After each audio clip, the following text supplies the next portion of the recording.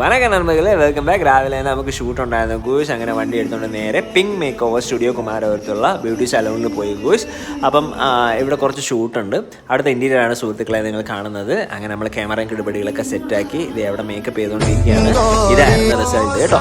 അപ്പോൾ എന്നിട്ട് വീട്ടിൽ എത്തിയപ്പോഴാണ് പീലി മൈലാഞ്ചി ഇട്ടേക്കുന്നത്. ഇവള് ഈ മൈലാഞ്ചിയെ കുറിച്ച് ഇവളുടെ പല്ല് പോയ എങ്ങനെയാണെന്ന് ഇവളുടെ കഥ ചോദിച്ചപ്പോൾ ഇവള് പറയണ എങ്ങനെയാണോ നോക്കിയോണേ.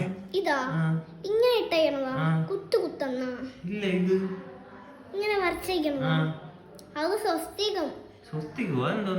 അതെന്നെ പറയാ ശ്രീരാമന്റെതാണ്. അതാ അത് കള്ളം ഇന്നലെ പറഞ്ഞു തന്നതല്ലേ. ഞാൻ കള്ളന്മാരെ കടിച്ചിളക്കിയെന്ന്.